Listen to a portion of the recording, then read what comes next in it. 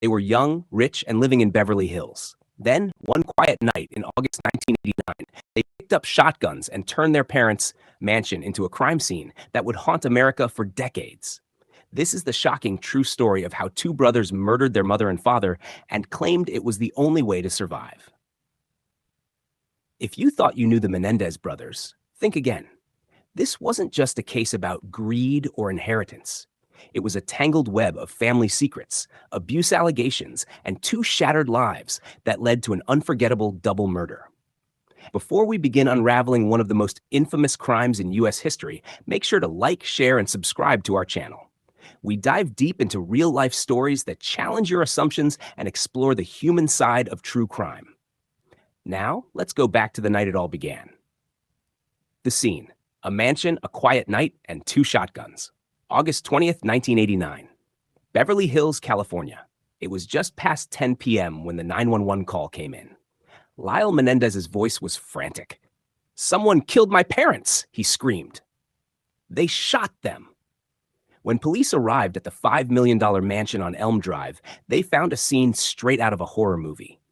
Jose and Kitty Menendez had been shot multiple times, so brutally that Jose's face was nearly unrecognizable.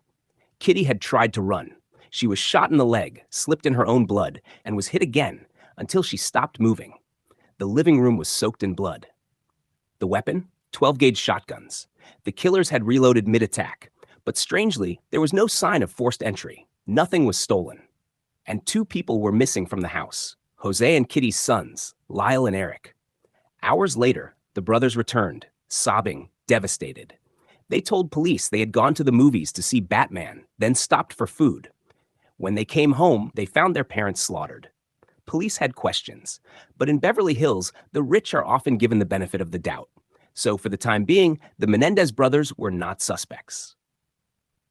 The aftermath: shopping sprees and strange behavior.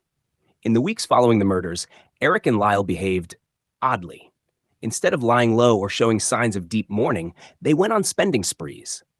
Lyle bought a Rolex, a Porsche, and a restaurant in Princeton. Eric hired a tennis coach and drove a new Jeep. The two moved into luxury condos and racked up hundreds of thousands of dollars in expenses. This didn't go unnoticed. Detectives started looking closer. And soon, the Menendez brothers stopped cooperating. The confession: a therapist's secret weapon. For months, the police had nothing solid. But then came the twist that broke the case wide open. Eric Menendez, guilt-ridden and emotionally fragile, confessed to his psychologist, Dr. Jerome Oziel. But it didn't stop there. Lyle found out about the confession and reportedly threatened Oziel to stay silent. The therapist feared for his life. He told his mistress, who then went to the police. After a fierce legal battle over patient-doctor confidentiality, the tapes were ruled admissible. And what was on those tapes shocked the nation. A full, emotional confession by the brothers. They had killed their parents, together, with shotguns. The arrest: the calm before the media storm. In March 1990, nearly 7 months after the murders, Lyle was arrested. Eric, who was in Israel at the time for a tennis tournament, flew back and surrendered shortly after. The charges: 2 counts of first-degree murder. Bail was denied. But this was just the beginning. As the case made its way through the courts, a media circus began to build. This wasn't just a murder trial. It became the murder trial of the 1990s. The trial: abuse, wealth, and the battle for sympathy. The first trial began in 1993 and was televised live. Millions watched as the Menendez brothers, wearing matching suits and tear-streaked faces, told the world they were victims too.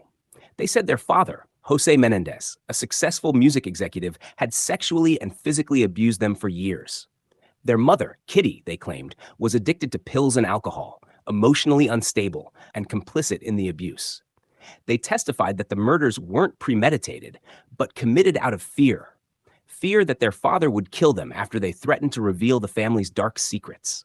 The defense painted a picture of long-term trauma, terror, and desperation. The prosecution painted a different picture: cold, calculated greed.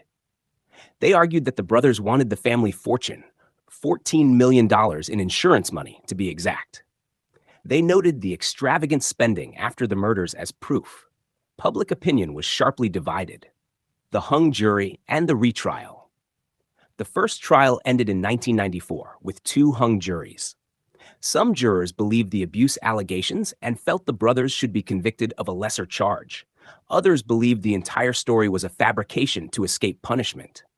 The district attorney decided to retry the case, and this time, the judge imposed stricter rules. The defense could no longer use most of the abuse evidence. In the second trial, the tone shifted. The emotional narrative was gone.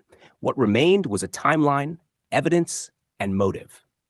In 1996, both Eric and Lyle Menendez were found guilty of first-degree murder and conspiracy to commit murder. They were sentenced to life in prison without the possibility of parole. The public reaction, sympathy and skepticism. At first, the verdict satisfied most. Justice had been served, the nation believed. But in the decades that followed, a curious thing happened. Public perception began to shift. Documentaries, books, and interviews re-examined the abuse claims. New generations, especially on social media platforms like TikTok and YouTube, began questioning whether the Menendez brothers were truly monsters or whether they were broken boys pushed beyond the edge. Their supporters argue that abuse victims shouldn't be held to the same standard as cold-blooded killers. Critics still believe the murders were about money and that their remorse is too little, too late. The legacy of the crime. The Menendez case remains one of the most debated in American true crime history. It raised difficult questions. Can abuse ever justify murder? Were the brothers victims or villains, or both? Did the justice system fail to account for trauma, or did it see through a calculated lie? As of 2025, those questions are no longer theoretical. After 35 years in prison, the brothers were recently resentenced to life with the possibility of parole, opening the door for their potential release. But that's a story for another video. So, what do you think? Were Eric and Lyle Menendez victims of horrific abuse who snapped under the weight of fear? Or were they privileged young men who planned the perfect crime until they got caught? The truth, as always, may lie somewhere in the middle. Let us know in the comments below. And if you found this deep dive into the Menendez case compelling, don't forget to like, share, and subscribe. We bring you real stories, real history, and real questions that don't always have easy answers. Thanks for watching, and stay tuned for our next investigation into the unexpected, the tragic, and the unforgettable.